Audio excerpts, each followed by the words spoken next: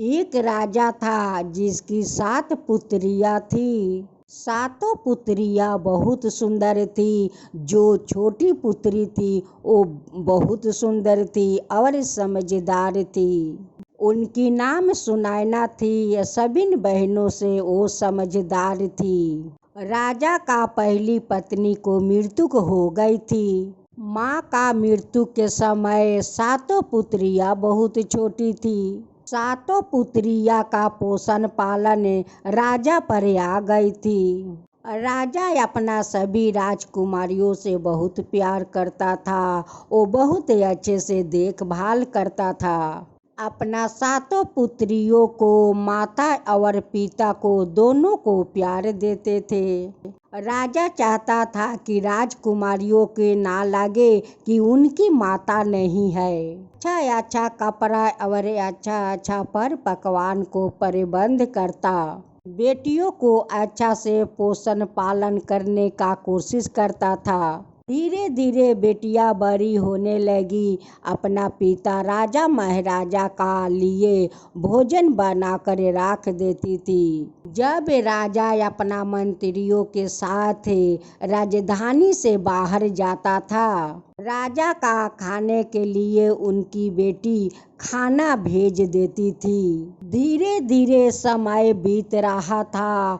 उनकी प्रजा में एक प्रधान का पत्नी थी। प्रधान का मृत्यु हो गया था। अपना पत्नी और एक छोटी बेटी को छोड़ गया था। सेवक दोनों प्रधान का बिना वो अकेली रह गई थी। सातों पुत्रियां अपना पिता के लिए भोजन तैयार करती थी। जो सेवक प्रधान का पत्नियां थी वो विधवा थी। उनकी घर रोज आग मांगने के लिए आ जाती थी। राजा का छोटी बेटी का उस औरत तो बिल्कुल पसंद नहीं थी। वो उन्हें रोज धुतकारती थी और कहती थी कि तुम अपना घर जाकर स्वयं आग जलाओ। रोज रोज तुम हमसे आग मांगने क्यों चली आती हो? उस औरत पर इस बात का कोई असर नहीं पड़ता। उस विधवा औरत प्रतिदिन उनसे आग मांगने आ जाती थी। राजकुमारी उन्हें कितना धुतकारती, कितना कुछ सुनाती, फिर भी उन पर कोई असर नहीं होता। उनकी 6 बहनों जो थी वो सुनैना को समझाती थी कि सुनैना तुम शांत रहो।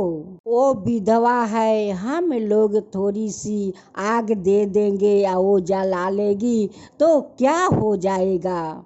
तुम उन्हें कितना लड़ती झगड़ती हो, कितना भला बुरा सुना देती हो।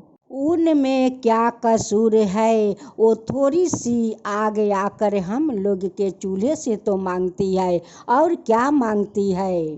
छोटी बहन कहती है कि आज तो तुम लोग का बात समझ में नहीं आता है, लेकिन एक दिन देख लेना, इस औरत एक दिन ना एक दिन हमारे लिए बहुत बड़ा मुसीबत बन जाएगी। ऐसे ही सिलसिला चलते रहा। उस औरत सभी से नजर बचाकर और उस राजा का खाना में जाकर राख मिला देती थी। उस औरत तो बहुत दुष्ट औरत थी। वो राजा का बनाए हुए खाना में राख जल्दी जल्दी मिलाकर वो चल जाती थी। धीरे धीरे राजा का अपना खाने में कुछ महसूस होने लगे तथा उसके लिए खाना तो उनकी बेटियां बनाती है। राजा अपना सातों बेटियों से बहुत प्रेम कर रहा था, इसलिए वो समझ नहीं पा रहा था उसकी पुत्रियां क्यों खाना को बिगाड़ देती है। इस बात का विश्वास नहीं हुआ। इस सच्चाई को जानने के लिए पुत्रियों पर नजर रखनी चाहिए। मेरी बेटियां तो ऐसी नहीं कर सकती है कि मेरा खाना बिगाड़ दे। ऐसा सोच विचार कर राजा अपना कक्ष में चला गया। राजा छिप कर देखने लगा कि मेरी बेटियां किस मकसद के लिए मेरे खाना बिगाड़ रही है। ऐसा खाना खराब खिलाकर क्यों मुझे मारना चाहती है। राजा ऐसा विचार करते हुए अपना पुत्रियों को देखने लगा। अपना पुत्रियों से बहुत ज़्यादा प्यार करता था। राजा अपना झरोखे से वो देख रहा था। उनकी पुत्रियाँ बहुत सुरक्षा से चावल धो रही थी। वो देखता है कि मेरे बेटियाँ तो सारे भोजन बनाकर चूल्हे से कुछ दूर रख देती है, बड़ी सावधानी से बनाती है और खाना को चूल्हे से दूर रखती है। राजा जो देखा उसे देखकर बहुत आश्चर्यचकित हो गया।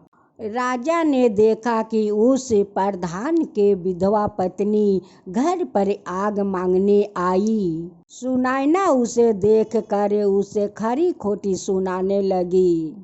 जब देखो मुंह उठाए आग मांगने चली आती है। उनकी दूसरी बहन ने समझाया कि वो आगे तो मांगने आई है, तुम गुस्सा मत करो। जब वो आग मांगने आई, सब राजकुमारियों को नजरों से छुप कर उसने खाना में राख मिला दिया। उसने सबसे नजरें बचाकर सारा खाना को खराब कर दिया। राजा देखते हैं कि प्रधान के पत्नियां लकड़ी लाने के बहाना सारे खाना में राख मिला देती है और अपने महल में दरबार बनाकर वो बैठ गया।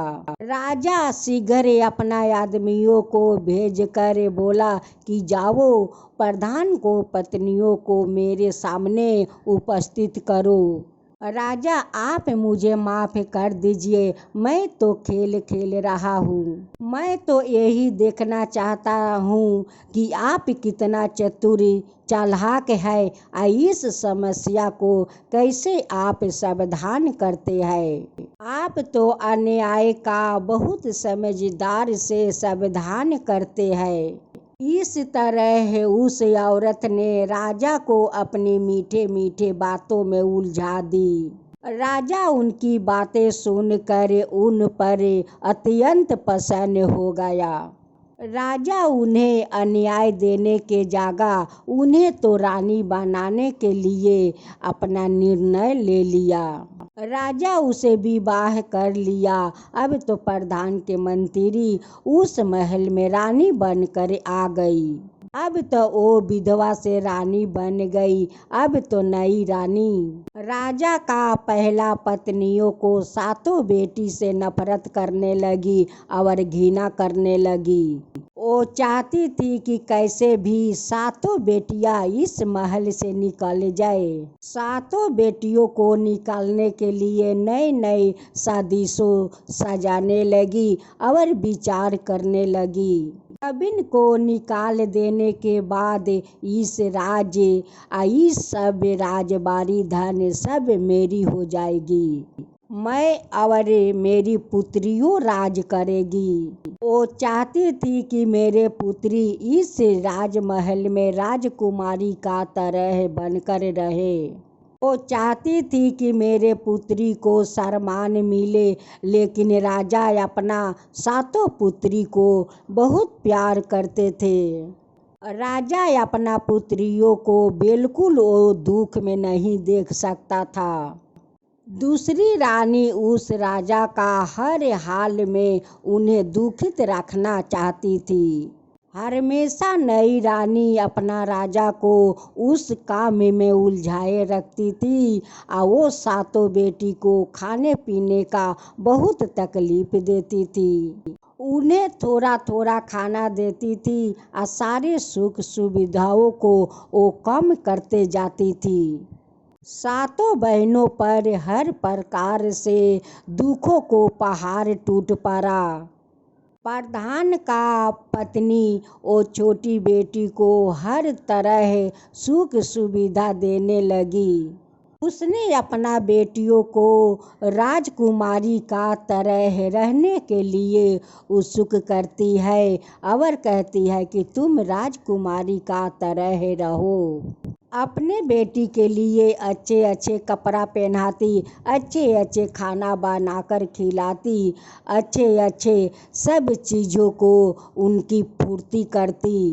नई रानी सातों पुत्रियों को वो सुख सुविधा से वंचित राखी।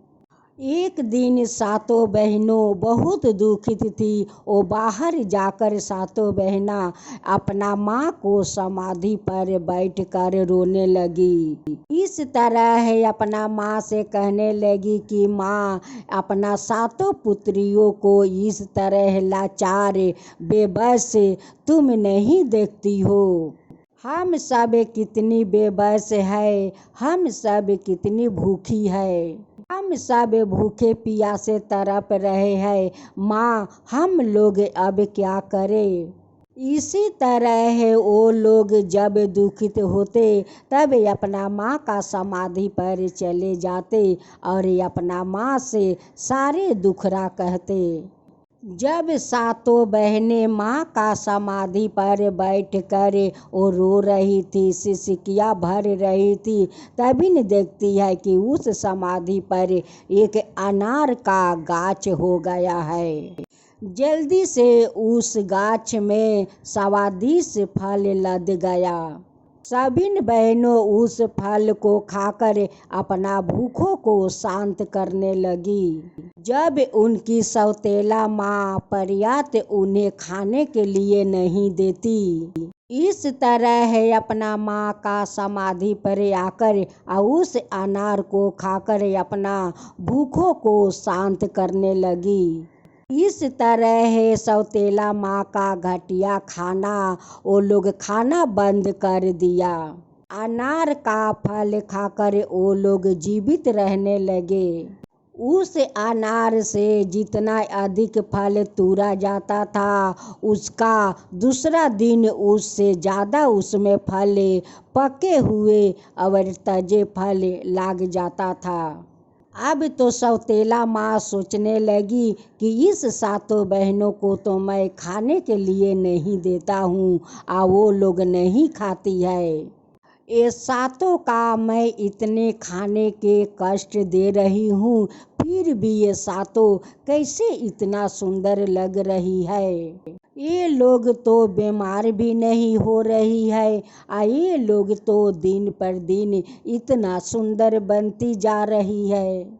मैं अपना बेटी को इतना सुंदर सुंदर खिलाती हूँ, फिर भी मेरी बेटी इनकी आगे तो वो सूखा सूखी लगती है। ये लोग तो कितना सुंदर दिखती है। सातों बेटी अपना माँ को समाधि पर जाती और स्वादिष्ट अनार खाती और अपना माँ को धन्यवाद देती। जब सौतेली माँ को रहा नहीं गया, तब सौतेली माँ अपना बेटी को वो सातों का पीछा लगा दी कि तुम जाकर देखो कि वो लोग कहाँ जाती है, क्या खाती है। उस सौतेला माँ का बेटी वो सौतेला सातों बहन को देखती है कि अपना माँ को समाधि पर जाकर उस पर से पके हुए अनार सबिन इकट्ठा कर रही है। सुनैना अपना सबिन बहनों से कह रही है कि यह देखो, वो तो हम लोग का पीछा कर रही है, हम लोग का छिप कर वो देख रही है, चलो उन्हें हम लोग भगा देते हैं, इस अनार का पेड़ को हम लोग छुपा देते हैं। ये तो जाकर अपनी माँ से बढ़ा चढ़ा कर बात करेगी, हम लोग के लिए तो ये बहुत परेशानी बढ़ा देगी। सुनैना को औरों बहनों कहने लगी कि सुनैना, तुम दुखित मत हो, तुम दुखित मत हो। बड़ी बहनों कहती है कि इनकी माँ हम लोग का इतना कष्ट देती है, तो इसमें उनकी क्या कसूर है। सुनैना का बड़ी बहनों उस सौतेला बहन को बुला लेती है और उन्हें कुछ खाने के लिए अनार दे देती है। उस सौतेला बेटी जाकर अपना माँ से कहती है कि माँ, वो लोग उपास नहीं रहती है, उनकी माँ का समाधि पर अनार का पेड़ है, वो लोग जाकर उसी अनार को तोड़कर खाकर अपना पेट भरती है। उस पेड़ का फल माँ बहुत अद्भुत है, ऐसा फल तो मैं कभी नहीं खाया माँ। बेटी का बात सुनकर रानी तो बहुत गुस्सा में आ गई और सोचने लगी, अब मैं उन्हें वहाँ फल खाने से मैं कैसे रोकूं। उसने पूरा समय अपना कक्ष में बिताया। राजा रानी का कक्ष में जाते हैं और रानी को उदास के कारण पूछते हैं कि तुम्हारा उदास रहने का कारण क्या है। रानी कहती है कि मेरे सर में बहुत दर्द है, ऐसा लगता है कि ये दर्द मेरा प्राण ले लेगा।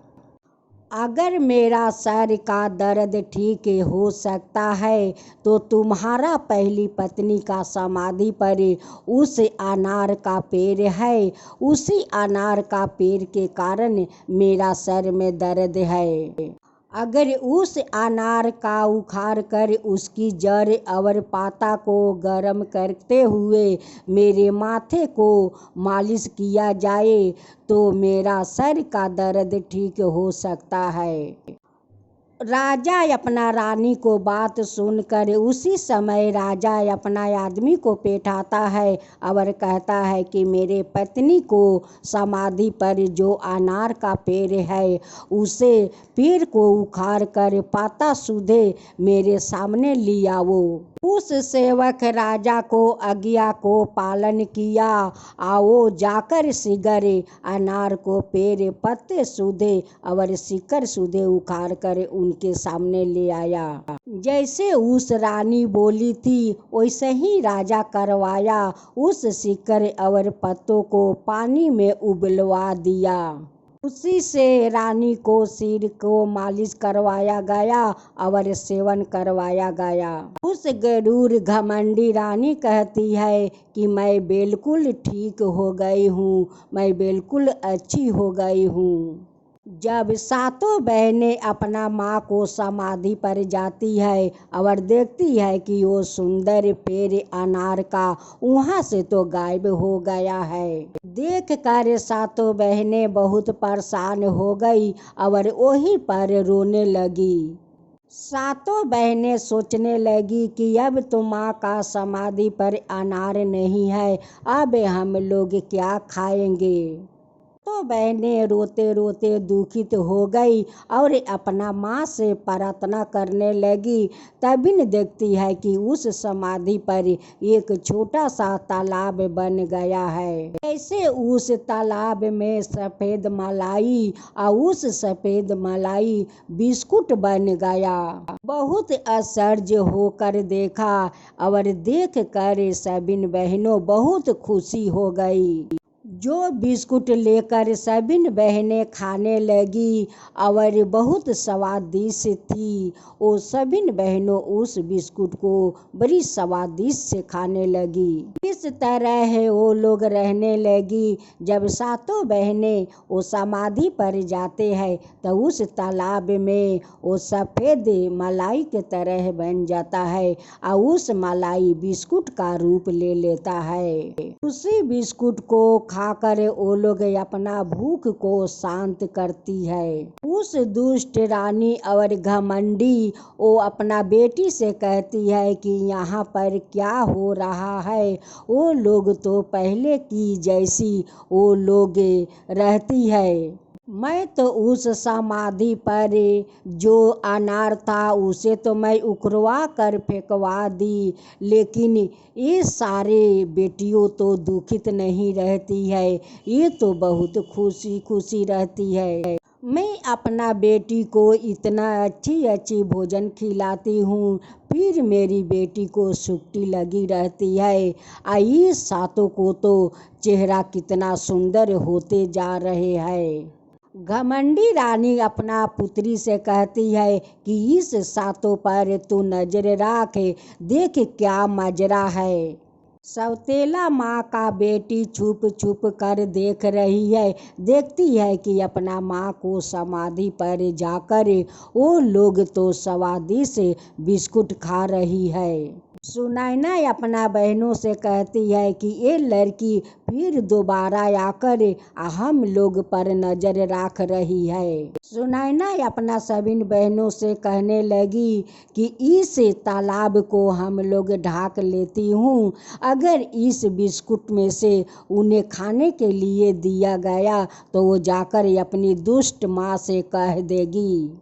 हमारे लिए तो दुर्भाग्य का बात होगी। फिर वो दुष्ट रानी कुछ न कुछ षड्यंत्र वो सजाने लगेगी। सुनैना का बड़ी बहन सुनैना पर ध्यान नहीं देने लगी। अब तो बड़ी बहन सुनैना को समझाने लगी। सुनैना का बड़ी बहन वो सौतेला बहन को बुलाकर बिस्कुट खिला देती है। वो जाकर अपना माँ से कह देती है कि उनकी माँ का समाधि पर एक तालाब है, उस तालाब में अपने से अपने बिस्कुट बन जाता है, उसी बिस्कुट को वो लोग खाकर अपना भूख को शांत रखती है। अब तो ये बात सुनकर वो दुष्ट माँ बहुत क्रोध हो जाती है। उस शैतान रानी सेवक से कहती है कि जाओ उस समाधि को खोद कर उसे फेंक दो, और जो तालाब छोटा सा है उस तालाब में जंगल कूड़ा से भर दो। राजा उस दुष्ट रानी का कक्ष में जाकर उनकी बीमारी का कारण पूछने लगा। राजा कहने लगे कि मेरे सारे राजपाट क्यों ना बिक जाए, लेकिन तुम्हें मैं अच्छा वैद्य को बुलाऊंगा और तुम्हें ठीक करूंगा। दूसरी रानी तो वो चाल चल रही थी। वो वैद्य से कहती है कि इतना कुछ करने को कोई ज़रूरत नहीं है। राजा उस शैतान रानी से कहते हैं कि तुम बताओ तो सही, तुम जो कहोगी वही मैं करूँगा। शैतान रानी उस राजा से कहती है कि तुम्हारा जो सातों बेटियां है उस सातों बेटियों को तुम हत्या कर दो और उनकी रक्त लिया कर उस रक्त को मेरे सर पर लगा दो, मेरे हथेली पर लगा दो, तो मैं मरने से बच जाऊंगा। इतना बात सुनकर राजा का तो पैर के धरती घिसक गया। राजा तो मूर्छित होकर वो धरती पर गिरने वाला जैसा हो गया था। राजा का तो प्रतिका टूटने का भय था और राजा तो अपना राजकुमारियों से बहुत प्यार करता था। फिर राजा अपना छाती को सख्त किया और राजकुमारियों को तलाश करने लगा। राजा देखता है कि वो अपना माँ का समाधियों पर सातों बेटी है। वो सातों बेटी के पास जाता है और देखता है कि अपना माँ को समाधि पर बैठकर वो सातों बेटियाँ रो रही है।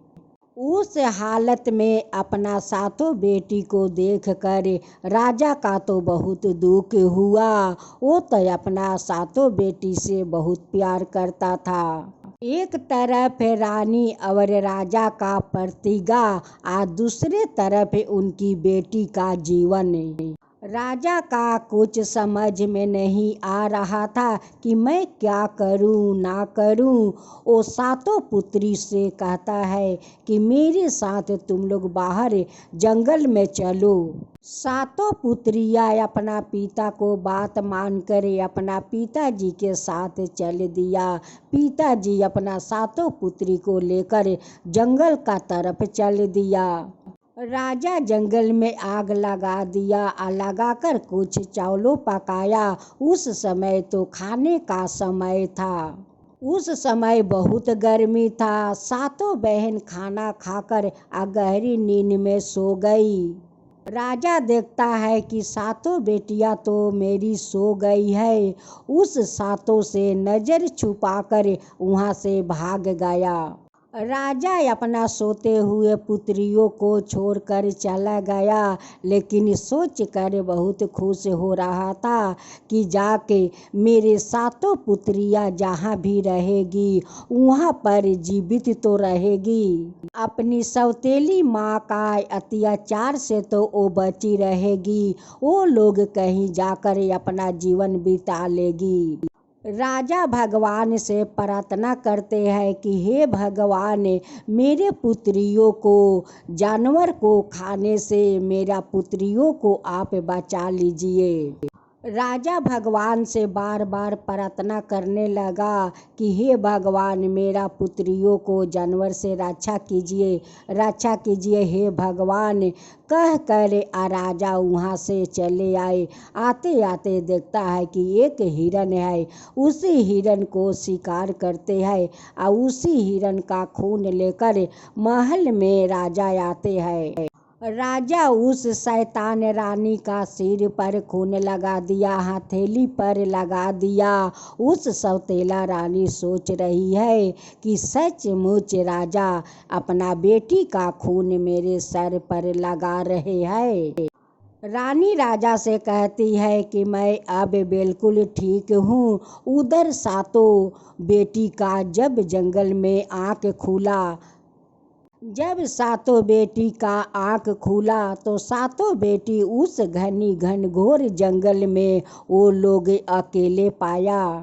उस जंगल में जानवरों को चिल्लानी सुनकर वो सातों बहनों डरने लगी और डर के मारे कांपने लगी। डर के कारण वो सातों बहनों चिल्लाने लगी, रोने लगी। सातों बहनें अपना पूरा शक्ति लगाकर अपना पिताजी को पुकारने लगी। सातों बहनों को बहुत आशा था कि पुकारने पर पिताजी जरूर हम लोग का पास आ जाएंगे, लेकिन वो लोग का तो बहुत समय बीत गया था। सातों बहनों को ऐसा लगने लगा कि हम लोग का चिल्लानी कहीं बादल गरज रहा है। उस जंगल में पड़ोसी राजा दूसरे राज्य से 7 राजकुमार आए थे उस जंगल में शिकार खेलने के लिए।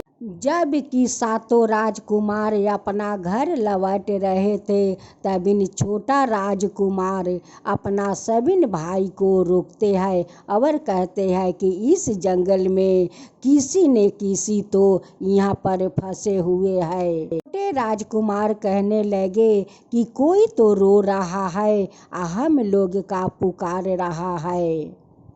क्या तुम लोग इस आवाज को नहीं सुन रहे हो? चलो कुछ दूर आगे चलते हैं और तलाश करते हैं। छोटे राजकुमार का कहने पर छवो भाई उस जंगल को चीर डाला और अपना घोड़ा को दौड़ा दिया। सातों भाइयों जाकर वहाँ पर पहुँचा जहाँ पर सातों बहनें रोकर वो विलाप कर रही थी। इस तरह उस लोग का विलाप सुनकर और छोटे राजकुमार को दया आ गई। राजकुमार उन लोगों से पूछा कि तुम लोग यहाँ पर आकर कैसे फंस गई हो? राजकुमारियों उस सातों भाइयों से अपना सारा कहानी सुना दिया। राजकुमार कहने लगे कि भगवान का कृपा से सातों राजकुमारी हम लोग का मिल गई। इन्हें हम लोगों को अपना साथ महल में ले जाना चाहिए और महल में ले जाकर इनसे शादी करके अपना साथ रखना चाहिए। बड़ी राजकुमारों ने उनकी बड़ी बहन से शादी किया, फिर दूसरा वाला दूसरी बहन से शादी किया। ऐसे करते करते सातों भाई सातों बहनें से शादी कर लिया। सबसे छोटे राजकुमार सुनैना से शादी की कि सबसे ज़्यादा वो छोटी बहन बहुत बुद्धिमान थी। सातों राजकुमारों शादी करके अपना महल में लौट आया। उनकी महल में तो खुशियाँ का लहर दौड़ने लगा। सबसे छोटी बहन सुनैना थी। उन्हें एक बेटा हुआ। वो लोग का ऐसा लगने लगा कि इस बच्चा को एक पिता नहीं है, 7 पिता है और 7 माताओं है। इस तरह सभी मिलकर उसे पोषण पालन करने लगा। इस तरह बीतने लगे समय। बीते बीते सुनैना का बेटा तो 2 बरस का हो गया। छोटे राजकुमार अपना 6 भाइयों से कहने लगे कि मुझे तो शिकार खेलने का बहुत मन करता है। छोटे राजकुमार जाकर अपना पत्नी सुनैना से कहते हैं कि मैं शिकार खेलने जाना चाहता हूँ। शिकार खेलने चला गया और दिन पर दिन बीतते गए, लेकिन राजकुमार नहीं आए। यह कोई नहीं जान सका कि वो कहाँ चला गया, क्यों नहीं आपस आया। राजकुमारों कहने लगे कि मैं अपना भाई को ढूंढने जाऊंगा, देखना है कि वो कहाँ है, कहाँ चला गया। 6 राजकुमार अपना छोटे भाई के तलाश में घर से तो निकल गया, लेकिन 6 भाई फिर लौट कर नहीं आया। अब तो 6 पत्नियों बहुत चिंतित होने लगी, बहुत बेचैन होने लगी कि ये 6 भाई जंगल में गए, ये लोग के साथ तो कुछ ना कुछ हुआ है। यह कोई मार दिया होगा और नहीं तो कुछ ना कुछ तो जरूर हुआ है। 6 राजकुमार का तो 6 दिन बीत गया था, लेकिन 6 लौट कर नहीं आया। एक दिन राजकुमारी अपना ऊपर वाला कमरे में अपना बेटा को वो झूलने में झूला रही थी। ठीक जिस समय आया था, वो अपना चेहरे पर काले कपड़ा लपेट रखा था। वो अपने को एक साधु बता रहा था और वो भिक्षा मांगने के लिए आया था। पहरादार कहने लगे कि इस समय 6 राजकुमार बाहर गए हुए हैं, तुम अंदर भिक्षा मांगने नहीं जा सकते हो। वो सारे विधवा को पति मर चुके हैं, तुम अंदर जाओगे तो परेशानी बढ़ सकता है। द्वारपाल बोला कि तुम अंदर नहीं जा सकते हो। वो साधु कहता है कि मैं एक साधु हूँ, साधु का भोजन कराना और भिक्षा देना कोई गलत बात नहीं है। वास्तव में वो तो साधु नहीं था, वो तो जादूगर था, उनकी नाम कलिया था। अंदर जाकर वो बहुत सुंदर वस्तु देखा और वहाँ पर जाकर पहुँचा जहाँ पर सुनैना अपना बच्चों को झूलने में झूला रही थी और अपना बच्चों को लोरी सुना रही थी। अब तो उस जादूगर ने सोचने लगा कि इतना सुंदर औरत है, एक अप्सरा के जैसे, ऐसा अप्सरा तो मैं कभी नहीं जीवन में देखा हूँ। उस जादूगर सुनैना को देख कर अति सुनैना पर मोहित हो गए। सुनैना का पास चला गया और सुनैना से कहता है कि मैं तुम्हें पसंद करता हूँ और तुम मेरे साथ मेरे घर चलो। इस तरह का बात सुनकर सुनैना तो बहुत हैरान थी। एक तो वो कहता है कि मैं तुमसे विवाह करूँगा। सुनैना कहती है कि मेरा तो विवाह हो चुका है, मेरे पति मर चुका है तो क्या है, मेरा तो एक बच्चा है और मैं अपना बच्चों को लिए मैं यहीं पर रहूँगी। जीने के लिए अलावा तो और कुछ है, वो मेरा बेटा है और मैं अपना बेटा को साथ रहूँगी, उन्हें पोषण पालन करूँगी। सुनैना कहने लगी कि मैं तुमसे शादी नहीं करूँगा, मैं इनकी पिता को मैं तलाश करूँगा। अब तो जादूगर का गुस्सा आ गया। वो बहुत समझाया, समझाने के बाद भी वो नहीं समझा। वो सुनैना कह दिया कलिया का कि तुम अपना घर चले जाओ। उस जादूगर ने सुनैना का एक काले कुत्ते में बदल दिया। कलिया कहने लगा कि अगर तू मेरी इच्छा से नहीं चलेगी, मेरे साथ नहीं चलेगी। कलिया सुनैना को कुत्ता बना दिया। सुनैना इधर उधर भागने लगी। सुनैना का पास तो इतना शक्तियाँ नहीं थी कि वो अपना बहनों को बता सके। सुनैना कुत्ते का रूप में उस कलिया का जादू के शक्ति से उनकी साथ जाने लगी। और उनकी पहरादार कहते हैं कि इतना सा छोटा सा कुत्ता तुम कहाँ से लाए हो। वो जवाब देता है कि राजकुमारियों, इस कुत्ता को मुझे उपहार में दी है। पहरादारों ने बिना कुछ कहे बिना कुछ पूछे उन्हें दरबार से बाहर जाने दिया। छहों बहनों उस कमरे में जाती है जिस कमरा में सुनैना रहती है। उस कमरे में जाकर देखती है कि उस कमरे में तो कोई नहीं है। इधर उधर देखती है और कहती है कि सुनैना तो यहाँ पर है नहीं। छहों बहनों जाकर उस पहरादार से पूछा तो पहरादार ने बताया कि एक साधु आया था और उस कुत्ते के बारे में भी बताया। छहों बहनों तो अंदाजा लगा लिया कि कुछ तो कुछ सुनैना का साथ तो हुआ है। वो हमें छोड़कर चली गई है। उसके साथ कुछ न कुछ षड्यंत्र तो रचाया गया है। छहों मौसी मिलजुल कर उस बच्चा को पोषण पालन की और उस बच्चा को पोस ली। देखते देखते सुनैना का बेटा तो 6 बरस का हो गया।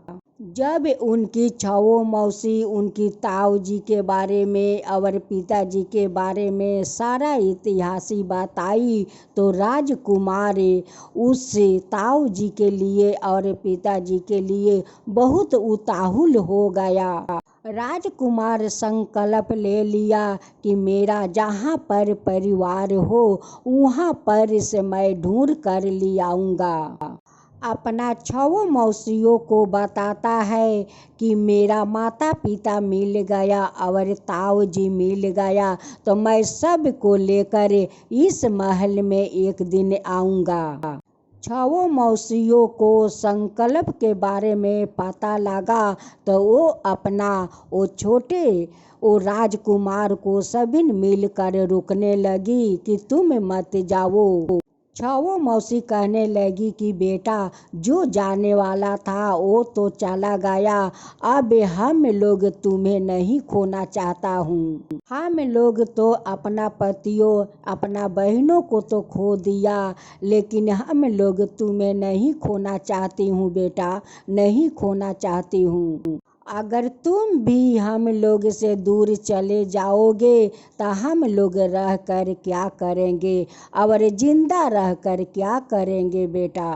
लड़का अपना मौसी से कहता है कि मौसी हमें तुम लोग मत रोको, मुझे जाने दो। मेरे माता पिता और ताऊ जी मिल गए तो मैं एक दिन जरूर इस महल में लेकर आऊँगा मौसी। वो तो अपना तलाश में चल पड़ा, लेकिन ये भी समझ में नहीं आ रहा था कि मैं अपना संबंधियों को मैं कैसे तलाश करूं, कैसे मैं क्या करूं। जब वो 80 कोस का यात्रा कर चुका था तब वो निराश हो गया था। कहीं भी उनकी माता पिता और ताऊ जी को पता नहीं चला था। इसी तरह वो किसी दूसरे गांव में चला गया था जहां बड़े बड़े पत्थर था, गाछ वृक्ष था, बहुत भारी इमारत था। वहां पर वो पहुंच गया था। जब वो इमारत को देख रहा था उसी इमारत से वो माली का पत्नी निकली। मालिन अपना इमारत से निकल आती है और कहती है कि बच्चों तुम कैसे इस खतरा स्थान पर आ गए हो।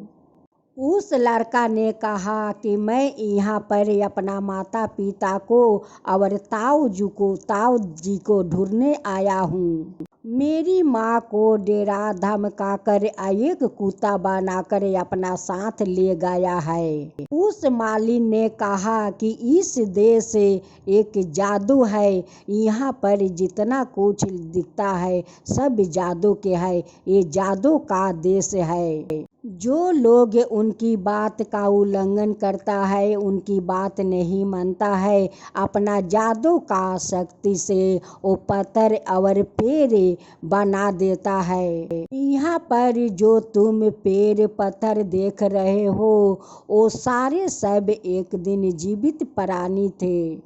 हमारे मालिक जादूगर अपना शक्ति से ये सब कुछ बना दिया है। यहाँ पर एक कभी राजा आया था, फिर 6 उनकी भाई आए थे, उन सब को पेड़ और पत्थर में बदल दिया। वो लोग तो दुर्भागे नहीं थे जिसकी रानी इस इमारत में कैद बन कर रहती है, जिस रानी को 12 बरस से इस इमारत में उसे कैद बनाकर रखा है। जादूगर उसे विवाह करना चाहता है, लेकिन वो उस जादूगर से शादी करना नहीं चाहती है। ये सब बातें सुनकर वो राजकुमार सोचा कि ये तो मेरे माता पिता और मेरे ताऊ जी सब है। अंत में मैं सबको खोज लिया जिसके लिए मैं भटक रहा था। उस लड़का सारे बात उस मालिन को बताया और उसे प्रार्थना किया कि मुझे सहायता करो। उस लड़का उस मालिन से विनती करने लगे कि ये सभी लाचारों आदमियों को मैं विनती आपके करती हूँ, आप मुझे मदद कीजिए। उस लड़का को बात सुनकर और सारे लाचारों को बात सुनकर उस मालिन ने उस लड़का के साथ मदद करने के लिए वो वादा कर देती है। मालिन सोचने लगी कि इस लड़का के मदद करके मैं भी इस जादूगर से बच जाऊंगा, इसलिए उस लड़का के साथ देने में हाँ भी भर ली। दोनों दोस्ती बन गया। अब मालिन कहने लगी कि देखो तुम अपना रूप बदल लो, नहीं तो जादूगर देखेगा तो तुम्हें भी पत्थर में बदल देगा। मालिन ने उस लड़का को अपना साड़ी पहना दिया, पहना देती है और कहती है कि कोई पूछेगा तो मैं बता दूंगा कि ये मेरे पुत्री है। उस जंगल में उस सुंदर लड़की का घूमते हुए कलिया देख कर माली का पत्नी को अपना पास बुलाता है। उस मालिन को बुलाया और उससे पूछा कि ये लड़की कौन है। वो बताती है कि ये तो मेरा पुत्री है। पहली बार राजकुमार उस जादूगर से मिलता है, वो भी लड़की का रूप में।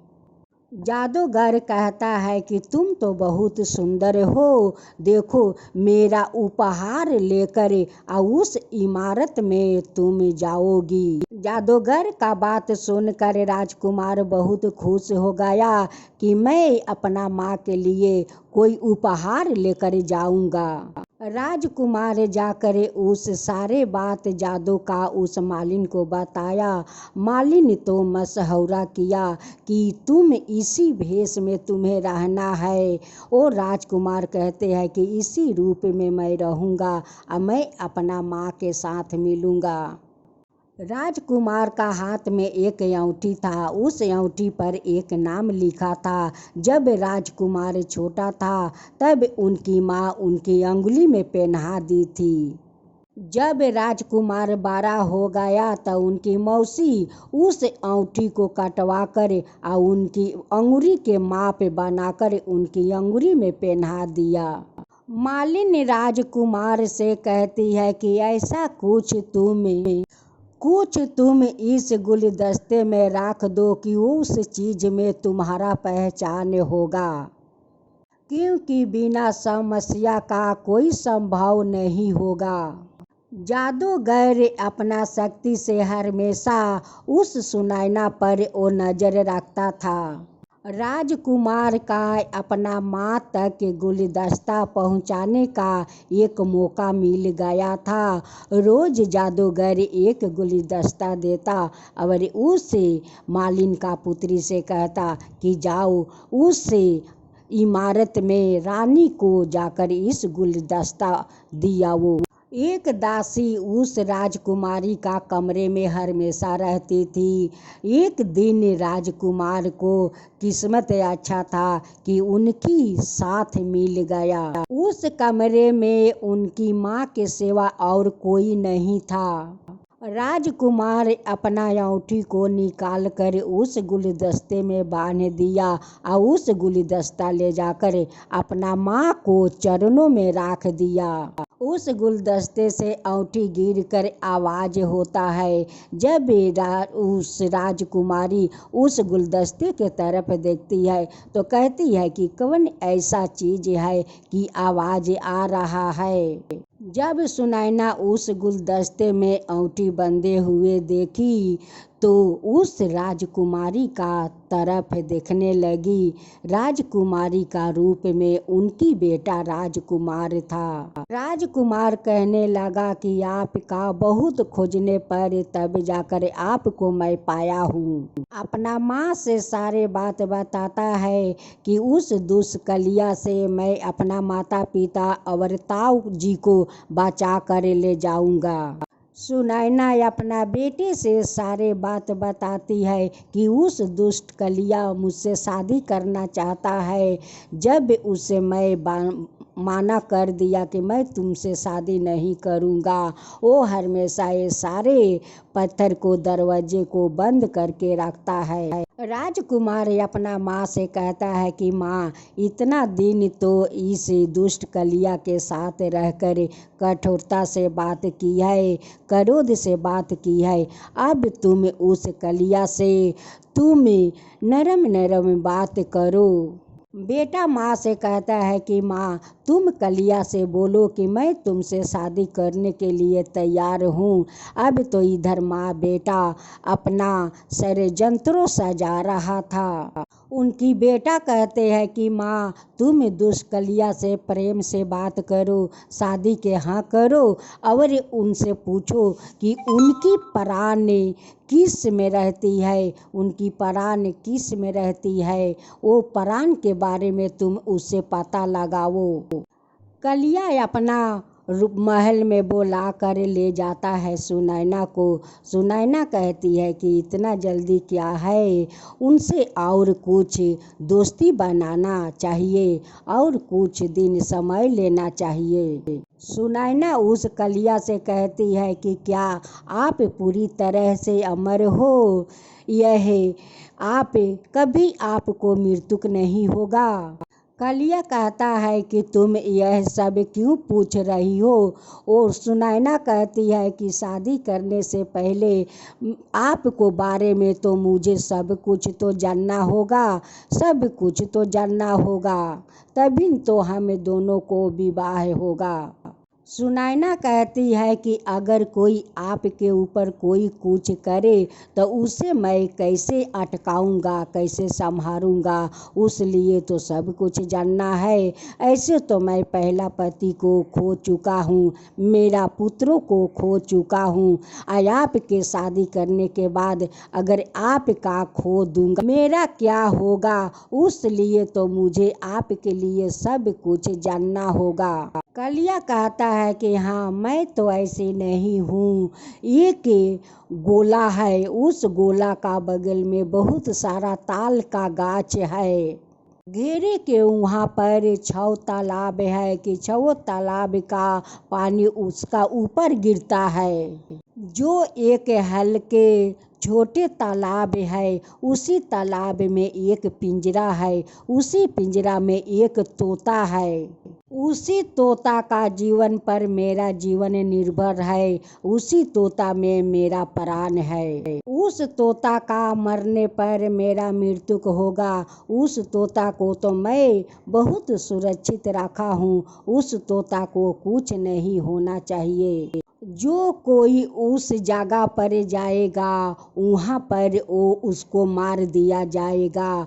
मैं ऐसा 5 वहाँ पर बैठा दिया है कि वही लोग मार देगा।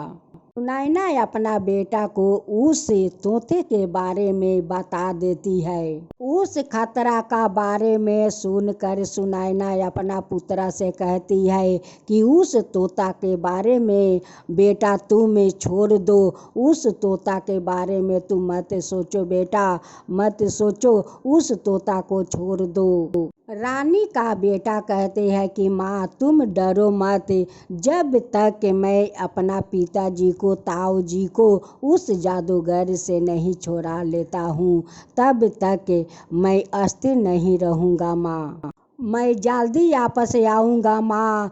तुम अपना उस जादूगर के साथ बात जारी रखना माँ, शादी का बात करते रहना माँ, तब तक मैं आता हूँ। अपना माँ से जल्दी आने का बात करके उसने तोते के तलाश में चल दिया। आखिरकार राजकुमार एक घने जंगल में पहुंच गया। वो लगातार चलने के कारण वो बहुत थक चुका था। एक गाछ का पास जाकर बैठ जाता है और ठंडी हवा खाने लगता है और वहीं पर हवा खाते खाते सो जाता है। कुछ क्षण के बाद शोर होने के कारण उनकी आंख खुल गई। जब राजकुमार इधर उधर देखा तो एक विशाल सांप के ऊपर नजर पड़ा। सांप उसी गाछ पर चढ़ने का कोशिश कर रहा था और उसी गाछ के ऊपर चील एक घोंसला बनाया था। उस घोंसले में अपना बच्चा को सेव रहा था। चील का दोनों छोटे छोटे बच्चा अपना घोंसला में अकेले था। अब तो दोनों चील का बच्चा सांप को देखकर चिल्लाने लगा। अब तो राजकुमार देखता है कि उस चील का बच्चा को तो ये सांप जाकर खा जाएगा। अपना तलवार निकाल कर उस सांप को 2 टुकड़ा कर देता है। राजकुमार देखता है कि एक सरसराहट को आवाज आता है। वो दोनों चील अपना बच्चों के लिए भोजन लाने गया था और दोनों लिया कर अपना बच्चों को भोजन खिला रहा था। जब दोनों वृद्ध चील इधर उधर देखा तो देखा कि सांप 2 टुकड़ा होकर नीचे पड़े है और एक राजकुमार तलवार लेकर खड़े है। वहाँ पर दोनों चील राजकुमार का पास आ जाते हैं। वृद्ध चील उस राजकुमार से कहता है कि इस सरब तो मेरे बच्चों को आकर खाकर अपना पेट भर लेता था, लेकिन आज तुम मेरे दोनों बच्चों को तुम रक्षा किया है। आप मेरा बच्चों को प्राण बचाया, मैं आपका आभारी हूँ। दोनों वृद्ध चील कहने लगे कि अगर तुम्हारा मेरा कोई ज़रूरत पड़े तो मैं तुम्हारे सेवा के लिए हाजिर हो जाऊंगा। मेरे दोनों बच्चों को अपना साथ ले जाओ। अपना सेवक का तरह अपना दोनों को अपना साथ ही रखना। चीलों का बात सुनकर राजकुमार अधिक खुशी हो गया। वो तो बहुत खुशी हो गया। उस चील ने अपना दोनों पाँख फैला दिया और पाँख का ऊपर राजकुमार को बैठा लिया और आकाश मार्ग से यात्रा करने लगा और राजकुमार को अपना पंखा पर बैठाकर वो दूर दूर तक जाने लगा।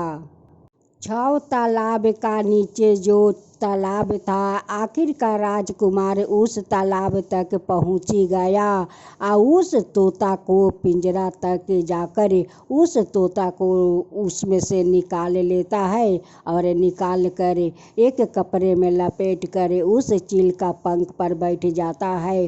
तभी यहाँ पर सारे राक्षस लोग के अंग जब उस राक्षस से उस राजकुमार को आकाश मार्ग से जाते हुए देखा तो यहाँ पर सभी को चिलचिलाहट और घबराहट होने लगा। राजकुमारों को चीलों अपना पीठ पर बैठाए हुए और उड़ते हुए अपना घोंसला तक पहुँच गया। राजकुमार कहने लगे कि अब अपना दोनों बच्चों को अब रखिए, अब आपको बच्चों को खतरा नहीं होगा।